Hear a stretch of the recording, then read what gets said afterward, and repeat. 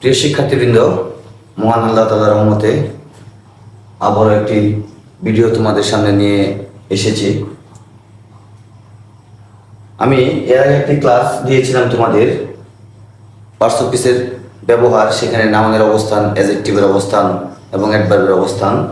তো এই ভিডিওটা দেওয়ার পরে অনেকেই কমেন্ট করেছে যে স্যার, আমরা নাউন কিভাবে চিনবো, অ্যাডজেক্টিভ কিভাবে চিনবো, ভার্ব কিভাবে চিনবো, এই বিষয়টা আমরা অনেক সময় বুঝি না বা অনেকগুলোর বাংলা অর্থ জানি না।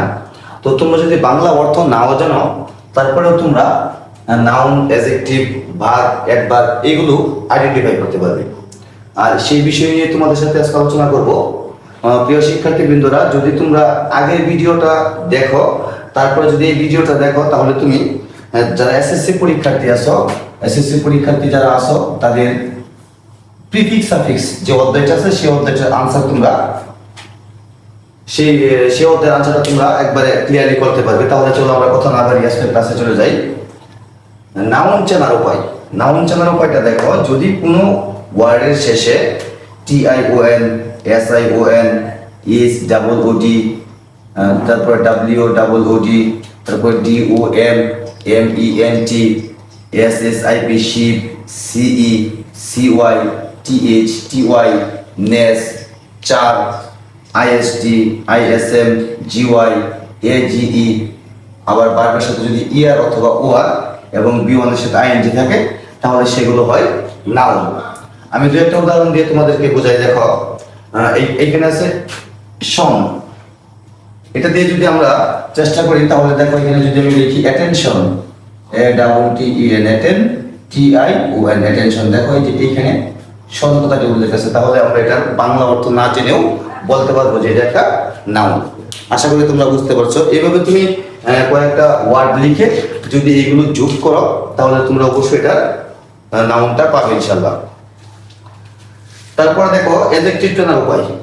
কোনো ওয়ার্ডের শেষে যদি দেখো টিপ, sheep, AL, ENT, FUL, OUS, IBLE, ABLE, এমনকি ভার্বের বৃদ্ধি LY, লেস, Y এবং B1 ING থাকে, তাহলে সেটাও হবে, সেটা অ্যাডজেক্টিভ হয়।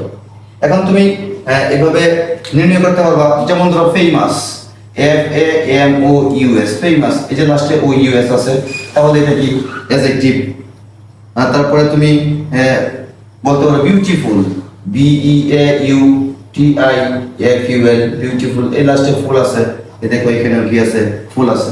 যদি এই সাফিক্সগুলো কোনো ওয়ার্ডের শেষে থাকে, তাহলে তারা হবে অ্যাডজেক্টিভ।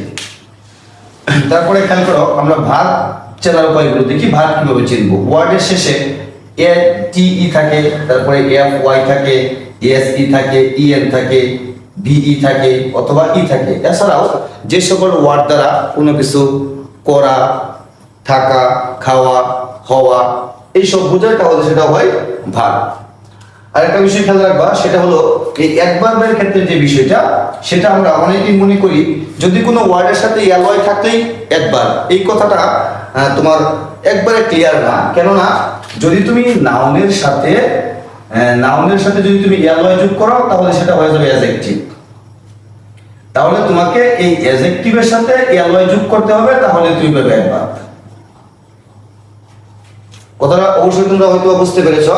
আর তোমরা অবশ্যই খাতা কলম নিয়ে বসবে এবং এগুলো তোমরা লিখে ফেলবে। তাহলে তুমি যখন প্র্যাকটিস করবে, তখন এমনিতেই দেখবে যে এগুলো তোমার একবারে ওই ক্লিয়ার হয়ে যাচ্ছে। তারপর একটা বিষয় খেয়াল করো, আমি এখানে কিছু প্রিফিক্স লিখেছি, যেমন DIS, IL, IM, মিস। এইখানে যে ওয়ার্ডগুলি আমি লিখছি, এই ওয়ার্ডগুলি যদি তুমি কোনো ওয়ার্ডের পূর্বে দিয়ে দাও, তাহলে সেটার বিপরীত অর্থ প্রকাশ করবে। যেমন ধরো এখানে আছে ইম, আমি যদি লিখি মর্টাল, তাহলে দেখো আমি এর পাশে IM যোগ করে দিলাম, হয়ে গেল ইমমর্টাল। এরকম তুমি আরো, যেমন ধরো ফরচুন, আমরা যদি এর পূর্বে মিস যোগ করে দিই, তাহলে হয়ে যাবে মিস ফরচুন। যেমন ধরো যদি আমি বলি রেগুলার, এর পূর্বে আমি IR যোগ করে দিলাম, তাহলে হয়ে যাবে ইরেগুলার। আশা করি তোমরা এই সম্পূর্ণ বিষয়টা বুঝতে পেরেছো। যদি আগের ভিডিওটা এবং এই ভিডিওটা তোমরা কন্টিনিউ দেখো, তাহলে তুমি প্রিফিক্স সাফিক্সের যে ফুল নাম্বারটা তোমরা ইনশাল্লাহ পাবে। আর আমি তোমাদেরকে নেক্সট ভিডিওতে একটা বোর্ড কোশ্চেন প্রিফিক্স সাফিক্সের যে বোর্ড কোশ্চেন আছে সেই বোর্ড কোশ্চেন তোমাদেরকে আমি একবারে যে নিয়মগুলো আমি দিয়েছি সেই নিয়মের উপর ভিত্তি করে তোমরা আনসার করতে পারবে। তারপরে তোমাদেরকে একটা বিষয় আমি জানিয়ে দিই, সেটা হলো তোমরা সবাই যে নিয়মগুলো আমি দিছি এর মধ্যে থেকে তুমি সবচেয়ে বেশি এই যে মূলনীতিটা আছে এটা তুমি অবশ্যই মনে রাখবে। Adverb plus adjective plus noun plus adverb, এই বিষয়টা অবশ্যই তোমরা মনে রাখবে। আরেকটা বিষয় মনে রাখবে, সেটা হলো প্রিপোজিশনের পরে নাউন বসে, আবার আর্টিকেলের পরে কি বসে, নাউন বসে। আবার একটা বিষয় মনে রাখবে, যদি প্রিপোজিশনের পরে দুইটা ওয়ার্ড থাকে তাহলে প্রথমটা হবে অ্যাডজেক্টিভ, তারপর একটা নাউন। এরকম আর্টিকেলের পরে যদি দুইটা ওয়ার্ড থাকে তাহলে প্রথমটা হবে অ্যাডজেক্টিভ, তারপরটা হবে নাউন।